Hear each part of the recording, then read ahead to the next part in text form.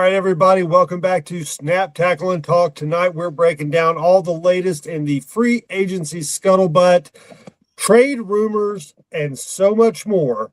Stay tuned.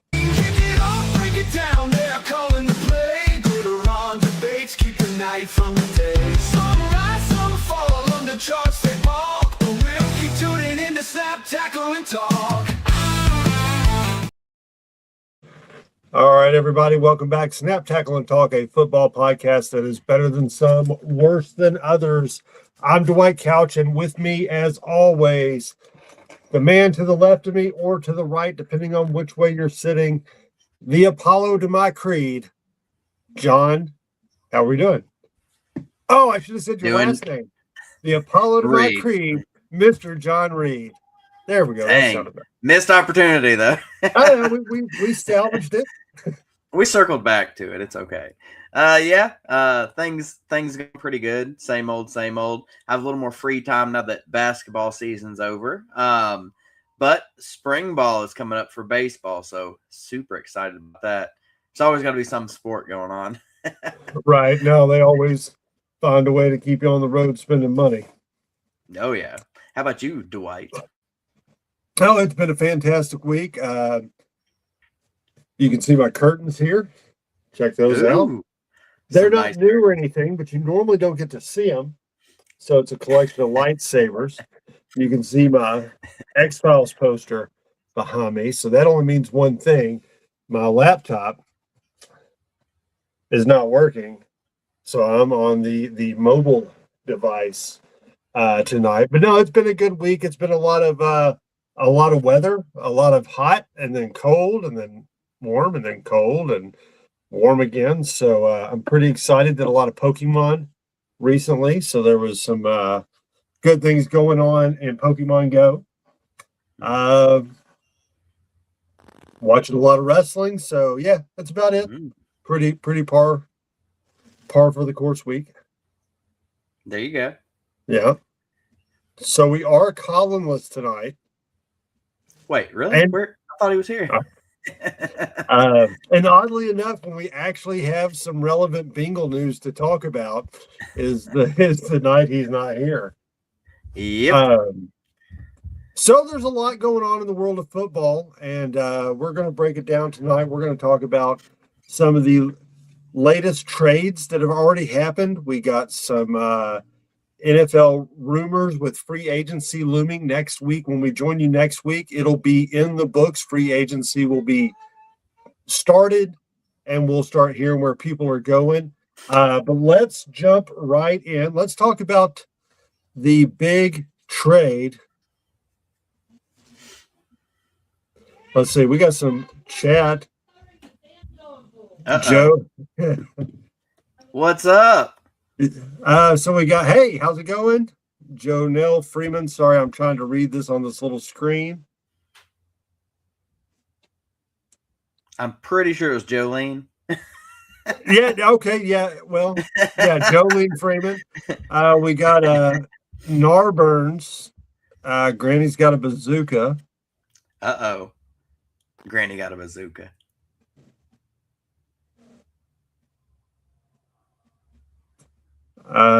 Joel with more, some little talkie fish. Squinking your squirt. Maybe. I don't know that I'm aware. This is getting crazy. It is. We got to make sure everybody, we got so many people in the chat tonight, so we're glad you're all here.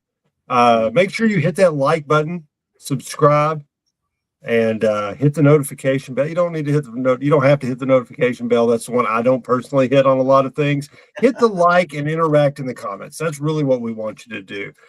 We got some pink poop. Love pink poop. That pink or okay. Have you ever been green? I don't know. Unless the video is messing up, I don't think so. Got a nice screen around us that is green. I've been blue before, never green.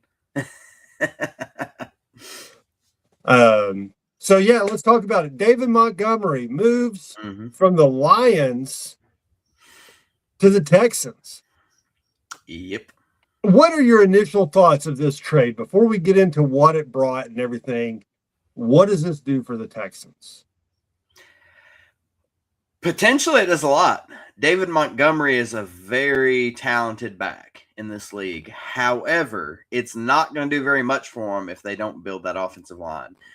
And to make matters a little more interesting, the Texans have also been getting rid of some offensive linemen left and right here in this past week. So curious to see what their plans are. Obviously, it's going to have to be a rebuild. You're not just going to get rid of your offensive lineman and be like, it'll be all right. But yeah, he's got to have the guys to make the gaps for him to hit. David Montgomery is a great back. He's a little different than Gibbs. Gibbs is more of that speed, dash, and gash you. You know what I mean? Montgomery is more of a power runner. But like Henry, if he gets downhill and gets moving, it's hard to bring him down. If he's got a line, man, sky's the limit. The Texans, if they do good with their offensive line, their offense could start looking a lot more dangerous. He can definitely open up the passing game for them. Absolutely. If you put David Montgomery on that team last year, I think they would have went further. I think it could have been, I know the quarterback play is still a lot to be questioned, but they would have had an offensive piece to move the ball. And they just didn't have any ball movement at all. That could have been the difference of them playing Seattle or not. So they've already addressed a major concern. What I think's hilarious about this is originally Montgomery was going for just a 5th round pick. Mm-hmm. They wound up coughing up a 5th, a 7th, and Juice. It's not Juice Oliver. Scruggs. Yes. So, and they gave him up and 2 picks because the Broncos were in the mix and drove up the price on them. Actually, I don't know if you just misspoke or if you got the older information there, but everything you said was correct, except for it's a 7th and a 4th now, not a 5th. Oh, okay. Originally, he was being shopped for a 5th. Yes. So yeah, so they got Juice, Scruggs, they got the 4th round and the 7th round. I mean, it's not unfair. I mean, it's one of their offensive linemen gone, the aforementioned offensive lineman for the Texans, but right. David running back is that guy. I think he's a great running back.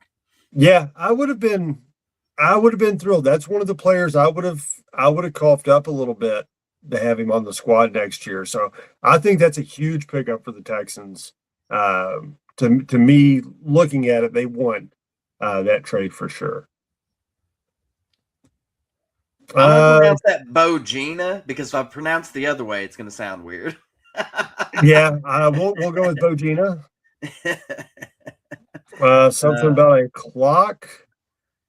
We got some Saturday. We have a very active chat and one less out. So there we go. Thanks everybody for joining us tonight. Yes, that was a lot of fun.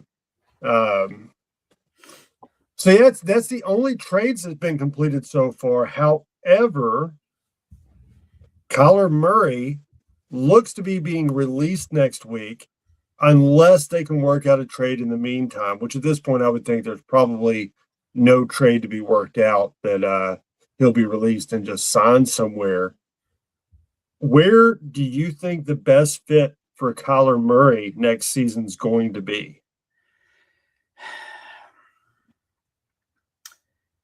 I don't know. I could see him going to a Jets team. The Raiders would be a prime choice, except they're probably going to draft that quarterback from Indiana. I can't remember his name right off the top of my head. Mendoza. Mendoza, yes. I don't follow college football nearly as heavy, but I'm assuming that's where he's going. Really, there's not a lot of crazy options out there. I think a lot of people kind of have an idea who they're going with. Even the Colts just franchise tag Daniel Jones, so they're keeping him around. The a lot of these teams, even that don't have great quarterback play, still have young quarterbacks they're trying to develop. The Tennessees or the Carolinas, which both of them have showed out in their own right. And then a team that might really need a quarterback, the Browns, they've got way too many, so they're not going to go for it. So yeah, I don't know. My best guess would probably be the Jets would have the most need for him. I would say the Dolphins too, but a lot of speculation that Malik Willis is going to Miami. Yeah, I think that's probably a good fit for him.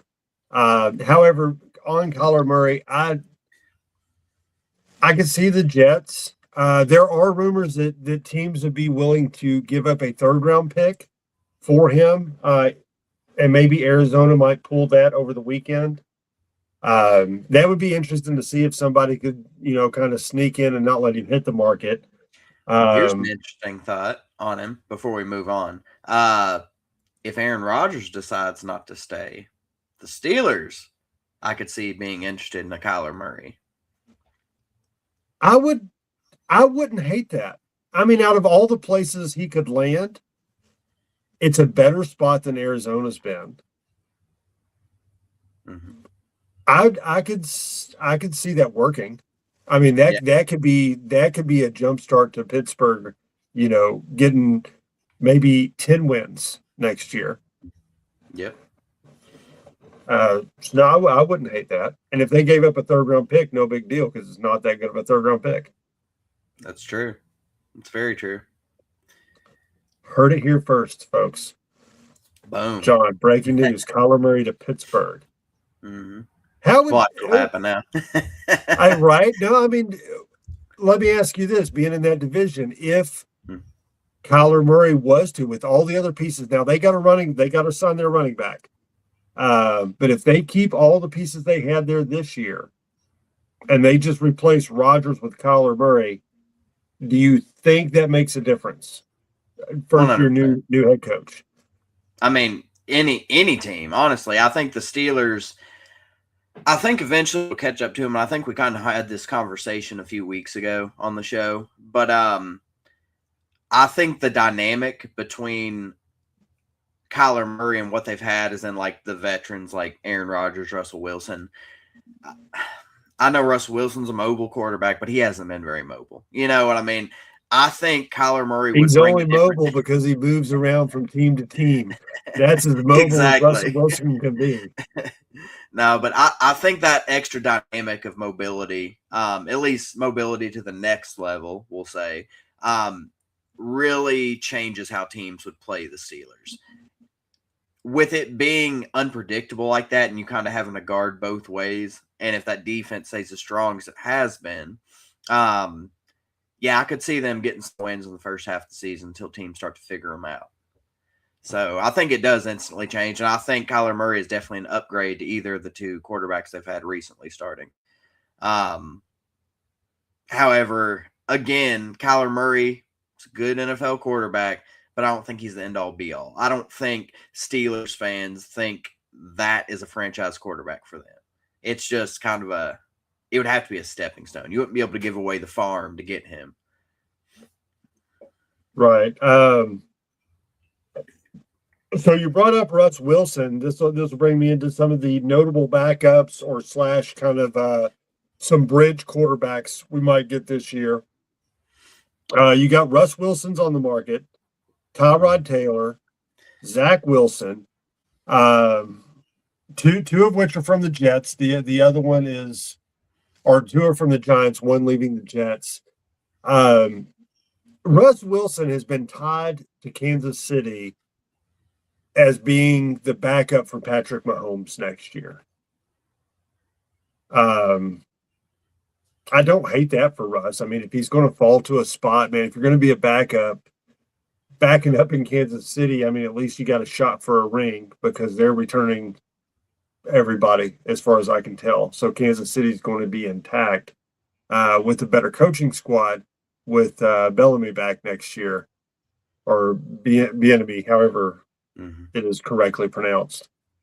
Do you think Tyrod Taylor has any legs left on him? Do you think Zach Wilson is going to get a shot to do it anywhere? Are any of these guys going to be relevant next year? Tyrod Taylor, that's his job. He is a NFL backup quarterback. Unfortunately, his career just never panned out to being a legitimate starter, but he's a heck of a backup for any team. I mean, he's very knowledgeable. It doesn't always translate depending on the team and the scheme. That rhymed. But I like Tyrod. I think as long as he wants to keep doing your thing, as long as he's physically able. I don't think there's any major changes with him depending on team he goes to or any benefit for the team other than having a solid backup. I do want to touch on Russell Wilson though. In the Kansas City thing.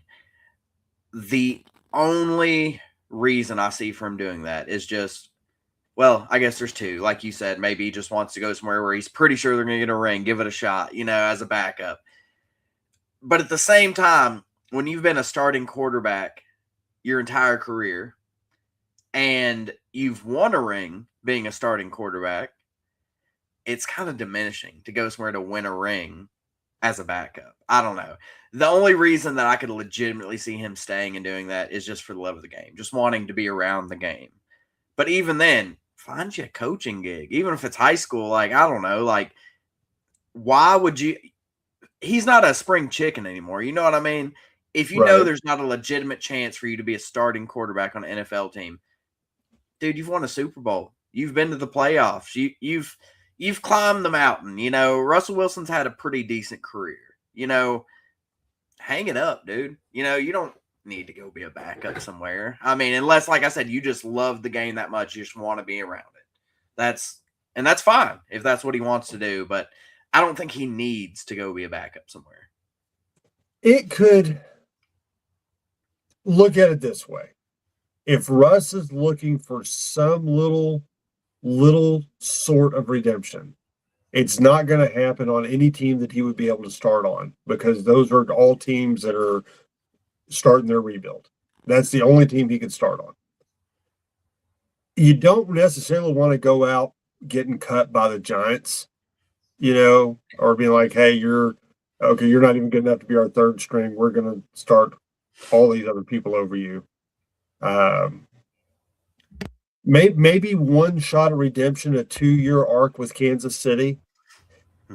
If Patrick Mahomes got hurt, which he's not exactly not prone to doing. I mean, he doesn't get hurt a lot, but he could go out and miss half the season pretty easy. I mean, the way he plays opens himself up to that.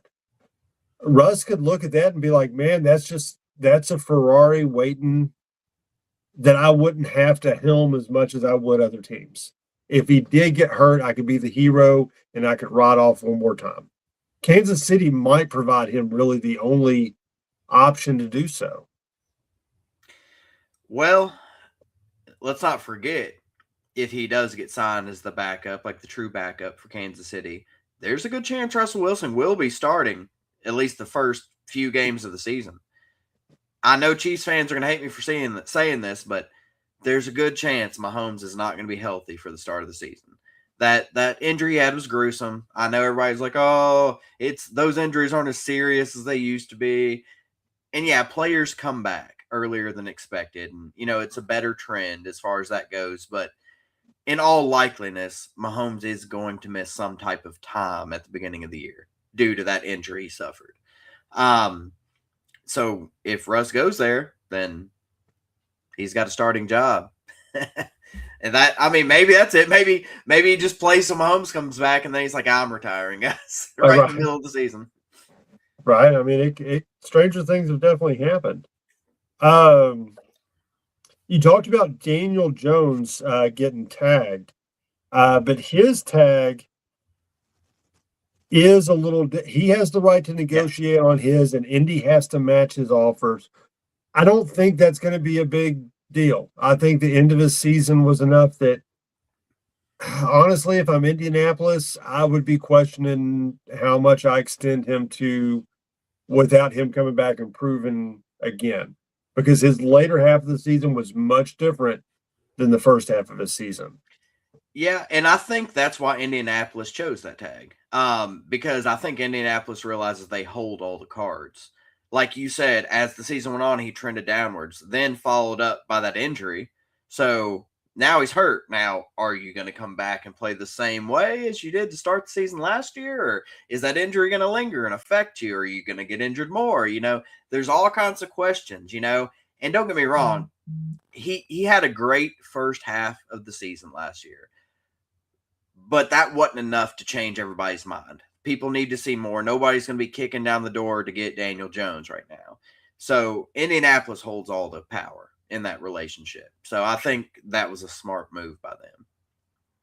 All right. So now the Colts are also looking. They're going to move Anthony Richardson Sr. They have decided this is a mutual agreement between the two. Of course, he had that freak eye injury in preseason last year in practice, and which led to Daniel Jones getting his redemption arc there. Where could you see Anthony Richardson going besides his work ethic? He's a playmaker. I'm not sure that he's a definitive quarterback, but he definitely is a playmaker. Is there anywhere that would fit with him right now?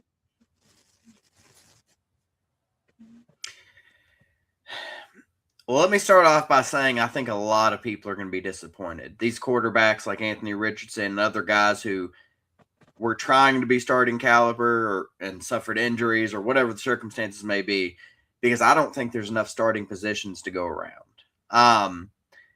But honestly, I would go back to if Aaron Rodgers doesn't play again, he would be another one of those fits for the Steelers. If they can build around him, I think that dual threat ability. Now, he's not going to be out there throwing moon balls like Russ, but, he definitely has that big playability. He's young, athletic.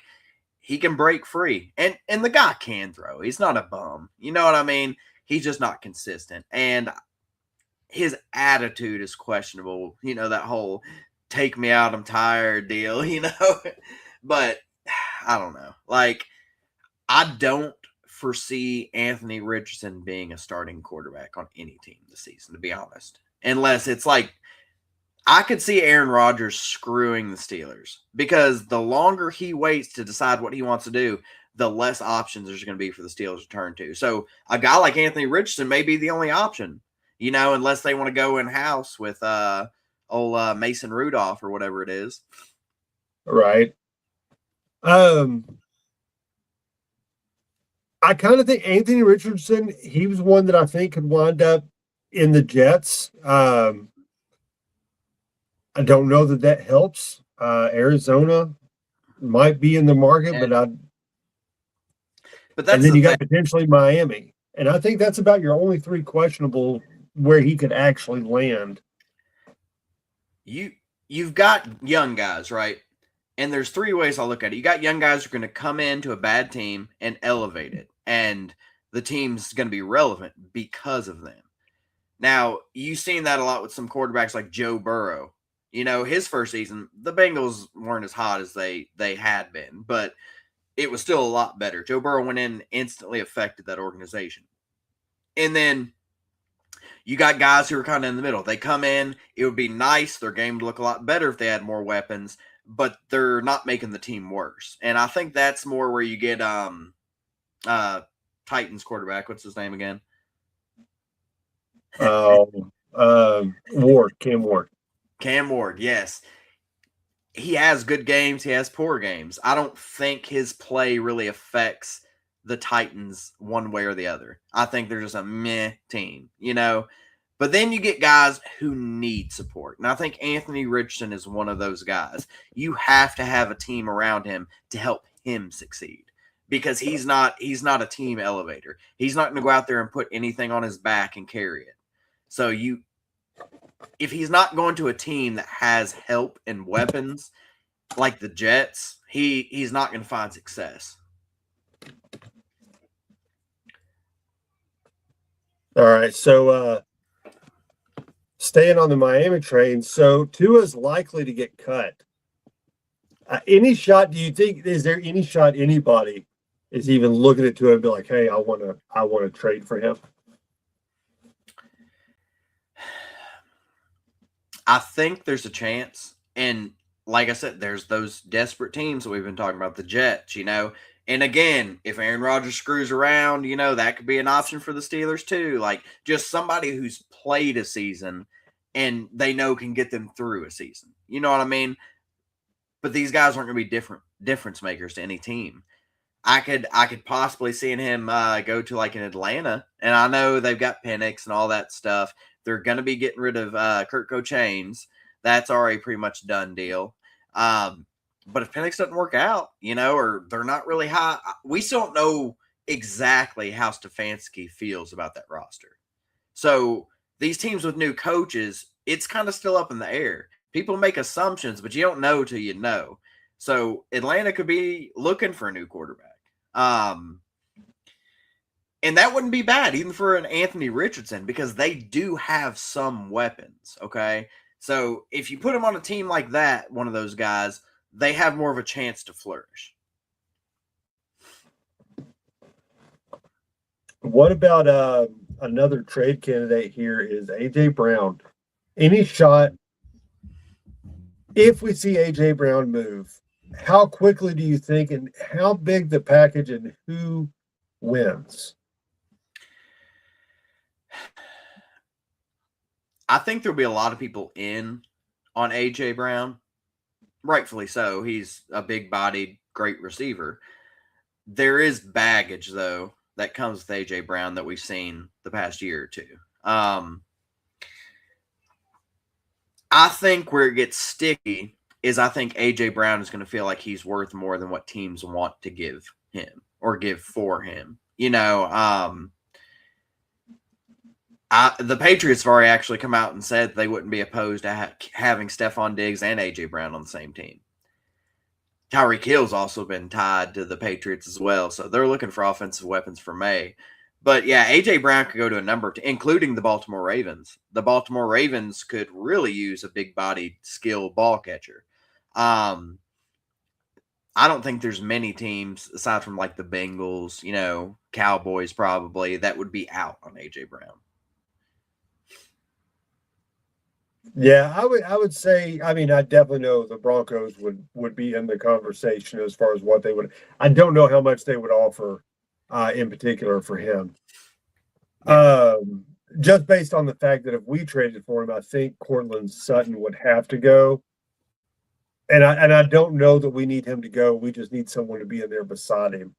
I could see the Patriots being one, and the Bills could be somebody that would step up and want to try to pick him off. If I was to guess, I would think one of those teams would be able to work out a deal with Philly. More so, I think Buffalo. I think Buffalo would really be in a spot where, hey, we got to get a huge name to make the offseason a win. And that would be a huge name for them to land. Yes, I agree completely. We seen how Josh Allen did when he had maybe not the last season, but Stephon Diggs, he hasn't looked quite that's a loaded thing I'm about to say. He hasn't looked quite as dominant downfield passing as he did when he had Stephon Diggs when Diggs was playing well. Josh Allen's still a dominant force. He will find a way. It doesn't matter what style of game he has to play. He's going to find a way to put up points and move the ball, whether it's him sacrificing his body and running it or him dinking and dunking. The man can still throw downfield, but it would be a lot better for him if he had a reliable pass catcher down there. Right. So now we've danced around Malik a little bit. Now he's ranked as the number one free agent by most analysts. The Steelers are heavily rumored to bring him in to compete for the starting job. I kind of feel that Miami might have the edge with Malik Willis. John, being a Ravens fan, is this a situation where you're really like, please go to the Dolphins, please go to the Dolphins?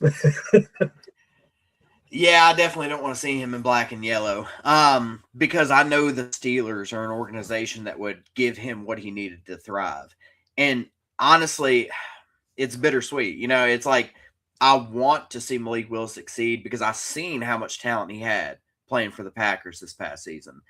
The man has the talent to be a starting quarterback in this league, but I'm afraid he's going to fall to a place that's going to put him back in his Tennessee days where he doesn't have anybody to throw to. He doesn't have a line that's going to protect him. He doesn't have a coach that's going to coach him properly and set him up for success. And if you don't do those things, even the best quarterbacks can look not so great. You know what I mean? So I really hope he lands somewhere that as a smart coach, it's going to be able to work with him and let him thrive. Because you've seen he can do it in Green Bay. He can make all the throws. He can take off and run. He's a great dual threat quarterback. But he's got to go to a team that's going to use him properly. Right. You know, I would if I was Vegas, and look, I got him by the right name tonight. If I was Vegas, I would trade my number one pick. I would sign Malik because you definitely got the money to do so. You got a good tight end for him already. You got what we think is going to be a solid running back there with him. You have room to bring in a couple receivers. There's a few that are on the market. Oakland, or I almost made it the whole episode. Vegas is one of the couple teams out there that could make two really big signings. If they did, they could be looking at a complete turnaround next year. They have the coach. I don't think anyone doubt what QBX is going to be able to do there. So if I was Vegas, I would have that on my radar because I think a lot of people would pay good money for the number one pick this year. But ultimately, they're going to take Mendoza, and he's a really good guy. And I hope it works out for him. I hope Mendoza's great. I mean, I just think that a lot of people don't think it's going to translate to the NFL as well. I mean, the dude just had an undefeated season, and he was a big part of it. You know what I mean? It's not like he's out there just relying on his team all the time. I've definitely seen some QBs who just coast to success, because they could manage the game. You know what I mean? But he was definitely not one of those guys. But I think next season's draft is going to be a butt-ton better than this season's for quarterback. I think there's a lot more options, and I think this season you'll probably see a lot of these guys step up a lot more. But yeah, I'm definitely in for them trading that first-round pick. It'd be nice if they could swap first-round picks with a team that they think is going to be at the bottom, or I guess top of the draft order next season.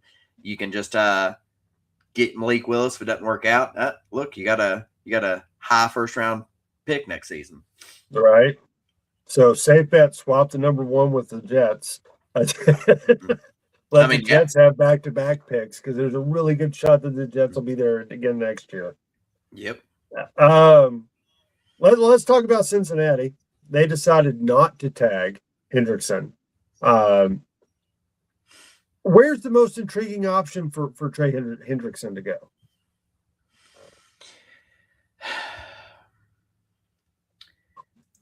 I wouldn't mind having him on the Ravens. I like Trey Hendrickson. I think he's got a good work ethic. And I think depending on where he's playing, he can play back, by Roquan, or he can play up on the line. He's a great pass rusher. But I could see him going to a team like the Giants, one of these teams that are on the up and up, and their defense has good pieces, but not crazy good all the way through. Just a little bump, a veteran presence, somebody who knows how to get to the ball. Sadly though, he's probably going to get taken by one of these teams like the Jets or, the Raiders. That would, grab him. Their defense is probably going to need an overhaul because I don't know for sure Max Crosby's staying. You haven't heard it out of Max Crosby's mouth yet. You've heard their GM talking about how they've got a good relationship and all this stuff and making it sound like he's definitely staying, but who knows what's really going to happen with him. So I don't think there's many people that's not going to be in on Trey Hendrickson unless they're just good at that position and they've got, good pass rushers and everything, because he's probably going to come fairly cheap. we're talking about a guy who a couple seasons ago led the league in sacks. You know what I mean? Like, he didn't just fall off overnight. I think there was some Right. injury, and then he was definitely misused by the Bengals. I mean, you're on the Bengals defense. Come on now. I think he can go somewhere for a good price and find a lot of success. Yeah. The Chargers. If I was to put money on where he would go right now, the Chargers. I mentioned Vegas being in a position where they could land two big fish. The Chargers are the other one that have enough cap room. They could pull off and get Trey Hendrickson. They could pull off and get a Mike Evans and really flush out their roster and give Herbert some legit team support that I think they need just a little bit more of, which ultimately makes them super scary in any division. And I will hate to play them twice a year, but I can definitely see Hendrickson going there. Speaking of Crosby, I feel like it feels like Crosby's going to be traded. Just inside the West tunnels, it really seems that way. You all would be a great fit for him. That's 100%. I would love Max Crosby. So yeah, that would be pretty scary. Yeah. Miami having a lot of cap room is somewhere else where he could wind up, because going down there, and I think with the way they're cleaning house, they're going to do a whole big rebuild, and he would be a nice piece for anyone to kind of cornerstone their defense off of. Oh yeah. I mean, you talk about some of these fringe teams like the Panthers. I mean, whether it be Trey Hendrickson or Max Crosby, a player like that would highly impact the Panthers. The Panthers would be a lot more relevant if they had a defensive player like that. Oh, let's see. We got. All right, so Woolen, the quarterback from the Seahawks, is going to be eligible. Now he is an elite length player. He can stretch a bit, so it would be interesting to see where he would go to. He would round out any team. I feel, if you got any strong feelings about where he might go. I don't really have strong feelings about where he'd go. I would just air some caution to the team that goes for him. He's a hothead. I've seen him put the Seahawks in positions they probably didn't want to be in because boneheaded things he did because he got mad on the field. And I mean, he's still younger, I mean, not crazy young, but he's younger. And I think you grow out of that stuff. But there was one game, and I think it was one of the playoff games, actually. I can't remember what he did. He, shoved somebody after the play or something just because he was mad. And it was something stupid that you didn't have to do. And, I mean, that game got close, and it all started with that penalty. And it's just like, they have to realize that they do, players like that they do that to their teams. You have to feel pretty crappy. And then the very next play, they got the ball and threw a touchdown on Tyreek Woolen.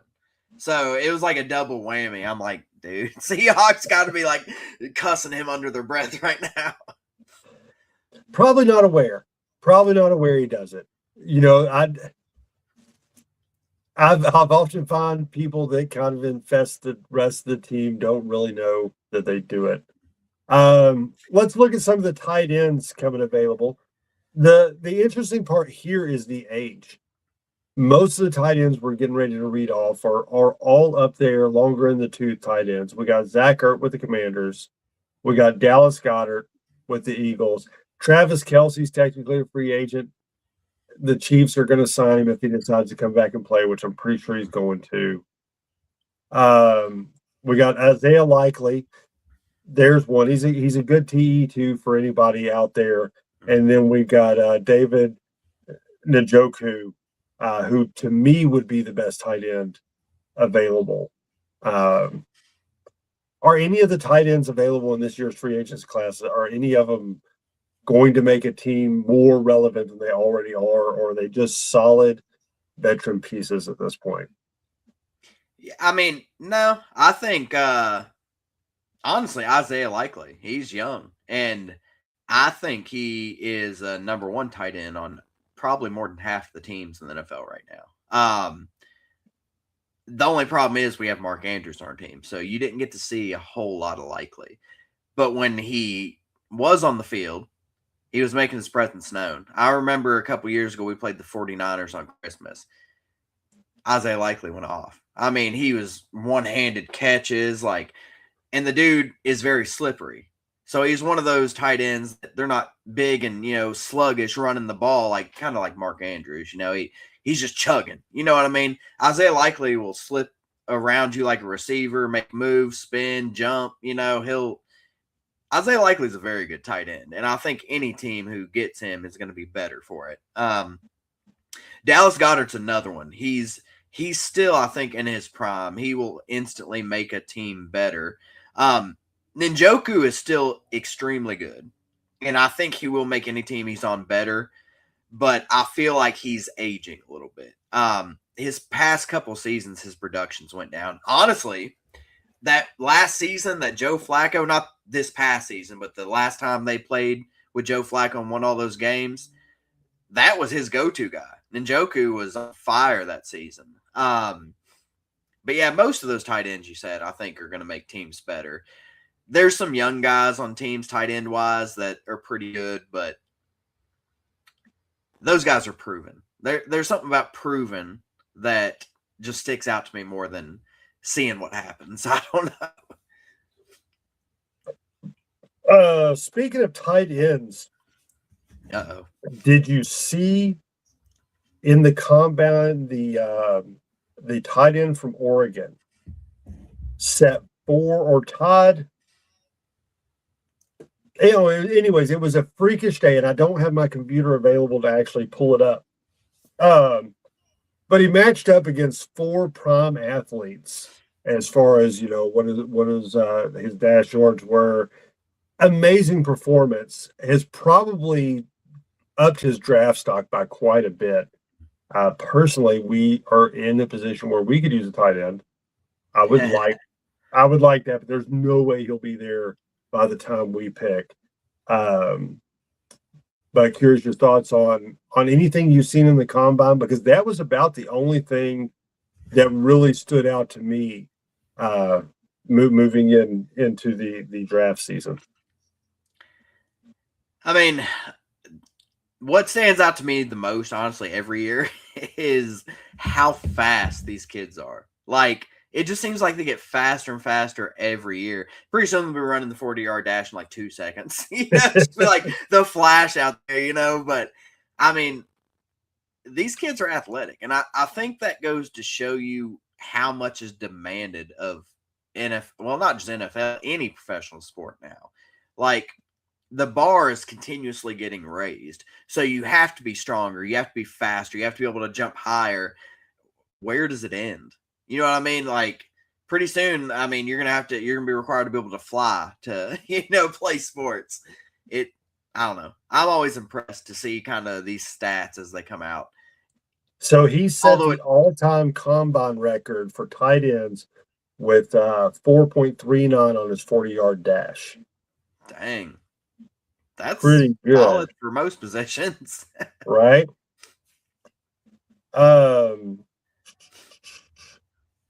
Let's see, where was I at before I went and found that? Let's talk about tight ends. Mike Evans is going to be available. Mike Evans. See,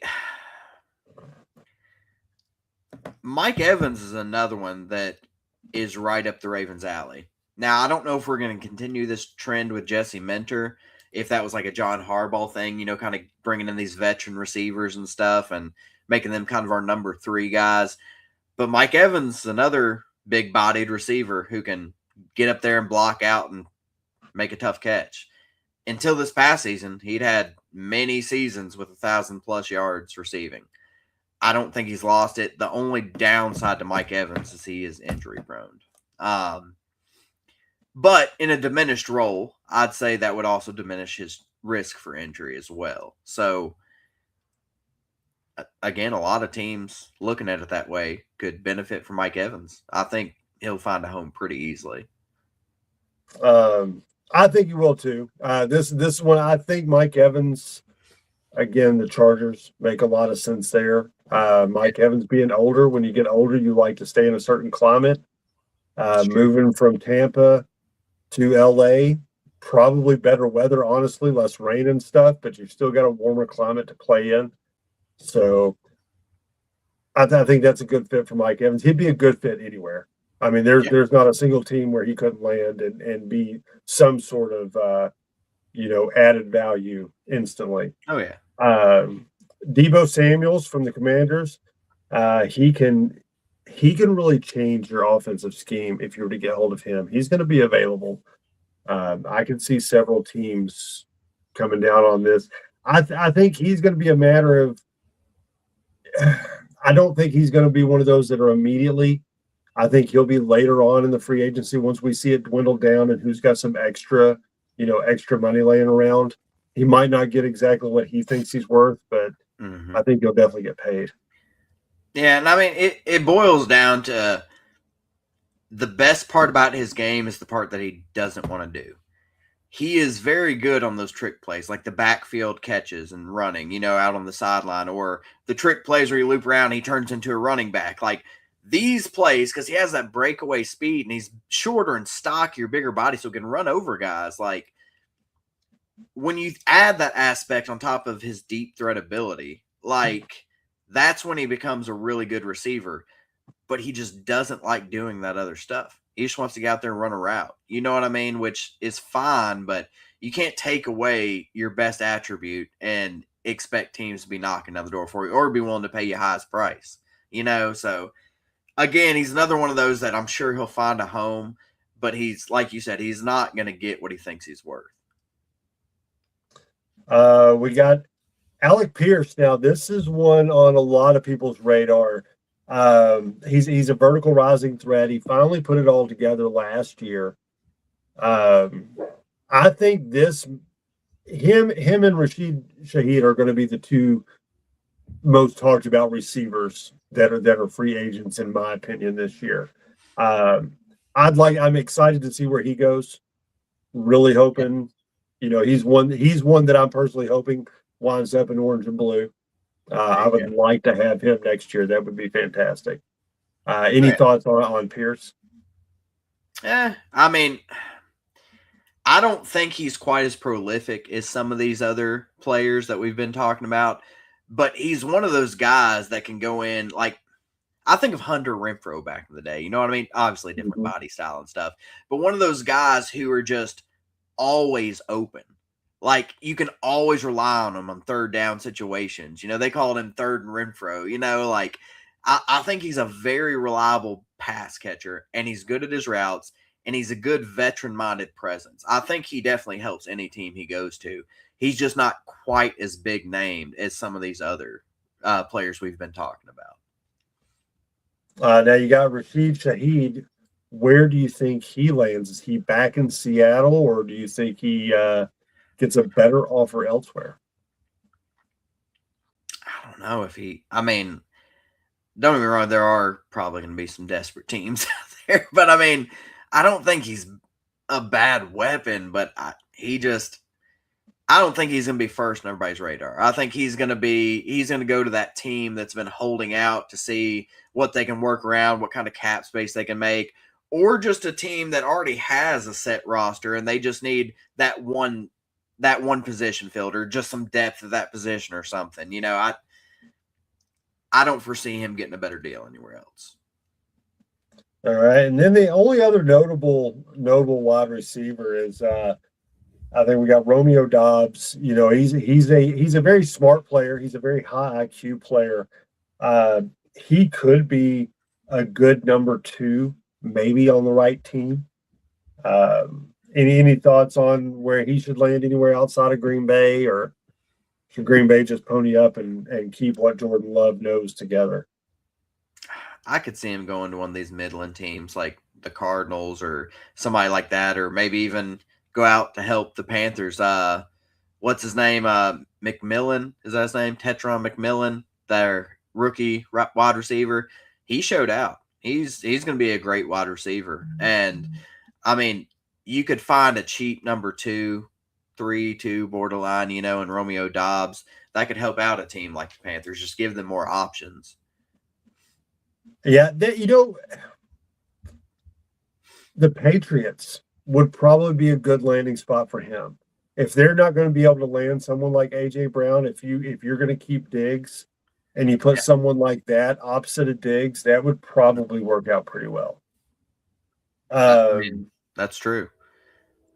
Let's move on to the running backs. We got James Conner. He's a good power back. I don't know. I mean, do you think he's got at 31? How much interest is he going to gather? Probably not much, because he's at that magic age where running backs just fall off completely. Now, there are a few running backs who are exceptions to that rule, Derrick Henry being one of them. But man, he was a good running back, but he was never a superstar.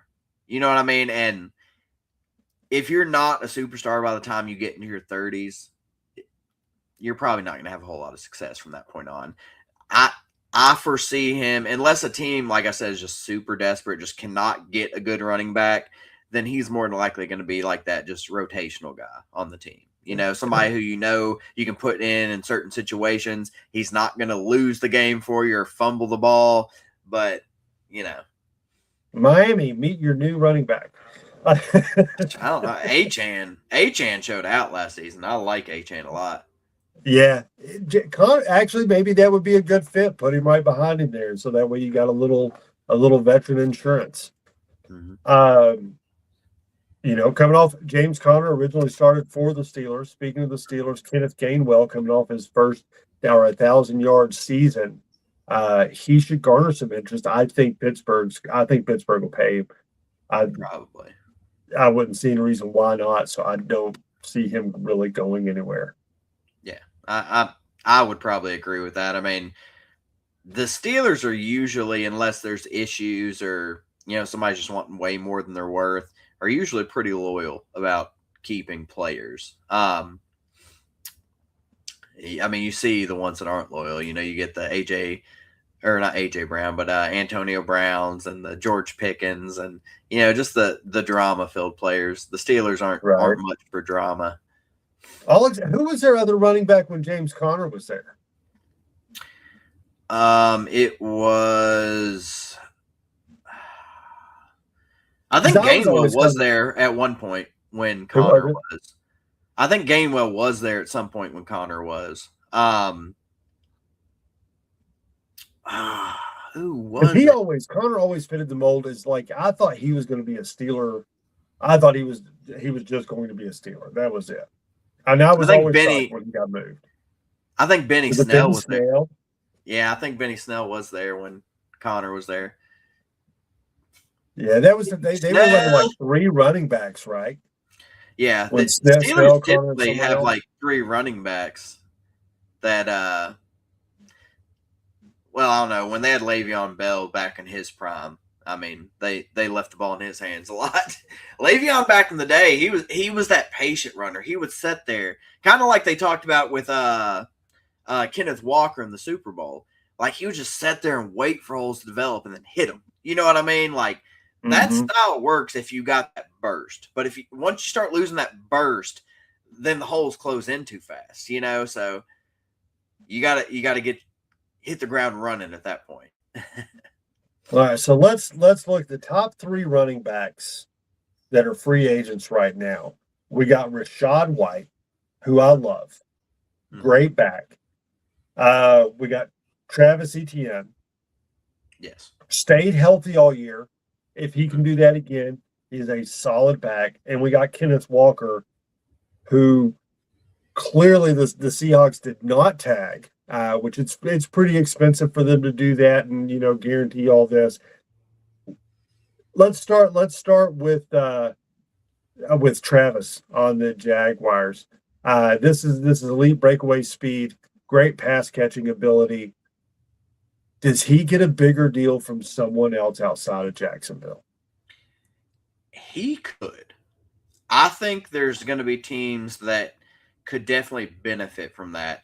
And with Kenneth Walker exiting Seattle, I don't know how much Seattle will be willing to pay or what their cap is, but that would be a very interesting choice because I think he's an upgrade. Although, you had the Super Bowl MVP there. I just think ETN is the better overall running back because, like you said, he has got very good pass catching skills. He reminds me of Bijan Robson style. You're going to get your running yards, but also you're probably going to get a decent amount of passing yards. There's probably going to be games to where you outcatch some of your receivers, if not all of them. And that's valuable to any team. I mean, he obviously wouldn't be starting, and we definitely wouldn't pay him a starting salary, so I know it would never happen, but that would be a great alternative to Derrick Henry for the Ravens. I wouldn't mind that at all if they worked that out. But honestly, I don't think he would hurt to be on y'all's team either. I think that would give Bo Nix a good quick dump off, and plays can happen. I could see if pocket collapses on Nix and dumping it off to ETN and getting a 30-yard play out of it, If I was to put my money where Denver will grab a running back, it's him. If Jacksonville doesn't sign him, I really think he's got the best shot out of the available to be a Bronco. He's got a little ties there. We got Evan Ingram, so he's got someone on the team he's familiar with. But it really puts him in a great position to go out and immediately win a Super Bowl. I mean, that's the kind of cat. Not that Jacksonville's not. So his options are pretty wide open. But seeing that Denver missed out on Montgomery and the fact that we drove the prices the way we did for him by a lot, I think we're going to land one of these three. I don't think it's going to be Kenneth Walker because I think Seattle will pay him whatever he wants. If they can. No, I don't think they are. Really? They didn't franchise tag him. Yeah, I think they're going to let Isn't him it more? I thought it would be more expensive for them to do that versus letting him shop to see what he can get. I don't know, but I'm pretty sure they're not tagging him. But real quick on ETN, where I don't want to see ETN go? Cincinnati. No, they're not going to. They think, and again, he's not a bad running back, but I don't think Chase is that great of running back. I think he's a decent running back. But everybody in the Bengals organization thinks he's the end-all be-all. But that's why they shouldn't stay with him. Yeah.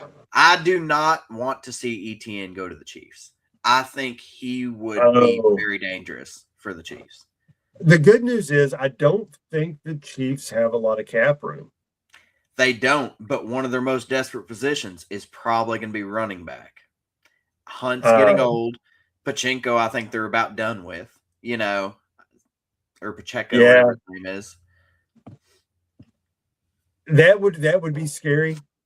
I will leverage my chips and say that I think Kansas City's pretty much all in this year. I think really a backup quarterback and maybe sign Tyreek Hill is about all we'll see them do. I hope they don't get him. That would be horrible for me twice a year. I'm also Rachaad White. I would be really fine with as well. I like him, and wouldn't have a problem for him being brought on. He's great. He's great. Picking up scrimmage yards, and he would be a nice offset to our other backs. But I really don't. I also don't want to get. I think J.K. Dobbins did a very fine job, and I don't know that I want to necessarily get rid of him either. But the injury thing has to be addressed because we can't have that happen again. Oh yeah, and I mean, you've given me unfortunately, renewed hope in all he's Kenneth done. Walker. Yeah. I think that's very possible. That would be an amazing. I would be over the moon if we got Kenneth Walker. So I mean, I think he'd be a good fit for you all too. I do want to jump back to the AFC North for two topics. Well, this one's ex NFC North, or AFC North, but another quarterback who is probably going to be floating around there, Andy Dalton, the Red Rocket himself. Where do you see Andy Dalton going? I mean, obviously he's probably going to be a backup somewhere, but I mean, what says Andy Dalton to you? Where's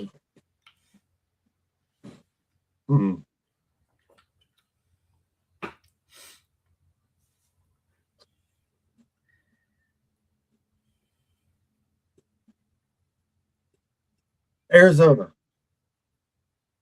I could see that. Arizona. You think that would be? I think that would be. I could see that. He could be backup. Maybe even gets to start a few games because they try to draft, somebody in hopes that it works out, or they just have a competition between him and 2 or 3 other average quarterbacks. I honestly think Atlanta would be a good place for him to go. There's no clear defined backup there. There would be no expectations because he would obviously be brought in as a backup. If you don't like Penix, you have somebody to step in if there's any gap between your next guy, and you don't owe Andy Dalton anything, so you can go look for that next guy. You know what I mean? So yeah, I think that would be interesting. But my other AFC North, the Steelers apparently have been in talks with the Jaguars about obtaining Brian Thomas Jr. Oh, really? Yes. Which his rookie year, he was phenomenal with the Jaguars. I mean, really good. This past year, I don't know what happened, but he did not look as good. I'm curious. Obviously, it would depend on who the quarterback was, who's throwing him the ball. But going to an organization like the Steelers might revitalize that career. I mean, he's still young. It was just his second season in the NFL this past year. So, I mean, he's not a bust or anything yet. So, that could be interesting. Yeah, no, that would be – the Steelers could have a pretty interesting schedule or, road going into next year. So it'd be really interesting to see how this is all going to shake out. Like we said earlier, this time next week, we should have a firm idea where a couple of these people are going to go. I think it officially tampering starts on the 9th. So we'll start hearing a lot more. We'll be here next week with you on Tuesday, 9 o'clock. Maybe 3 of us, maybe 2 of us. Yeah, you never know. Tune in and find out. John, do you have any final words before we part tonight? I did want to read this to further your hope, okay? Before we leave. This is from Adam Schefter. Players not tagged today who will be allowed to become free agents next week include this if they're not tagged today. And today's almost over. These players include Seahawks running back Kenneth Walker, Colts wide receiver Alec Pierce, Chargers defensive end Odafe Owe, Jaguars running back Travis Etienne, Ravens center, and this one hurts me really bad, Ravens center Tyler Linderbaum, and Bengals defensive end Trey Hendrickson. So I don't know what we're doing with Tyler Linderbaum. We need to get him signed because he's like one of the best centers in the league, and he's young. So we need to do something with him. But there you go. If Kenneth Walker's not been tagged by the end of the day today, you can start making moves. It could. I don't know if I'd rather have him or ATM. I don't know. I really don't. Sean Payton might be a lot more fun with NTN, but maybe Davis Webb's going to call a lot different of a game. So maybe we need a power runner. However, I would be remiss. Easton, hello, sir. Thanks for joining us. In saying MFJ or John Franklin Myers, J, however the initials go, he's going to get paid a lot of money somewhere coming off a fantastic year. And I am really upset that we can't. It doesn't look like we're going to be able to sign him for the contract that he's going to demand. And rightfully so. He done a fantastic job. That's the only Bronco I'm really looking at it like, oh shit, I didn't want to lose him. Yeah. I think everyone else we can kind of nail down and keep the ones we need to, which is pretty much everybody. But I do hate that, and someone's going to get a really good player But until next week, folks, stay football hungry. And get some. And I started looking for my mouse and not just the whole touchscreen thing.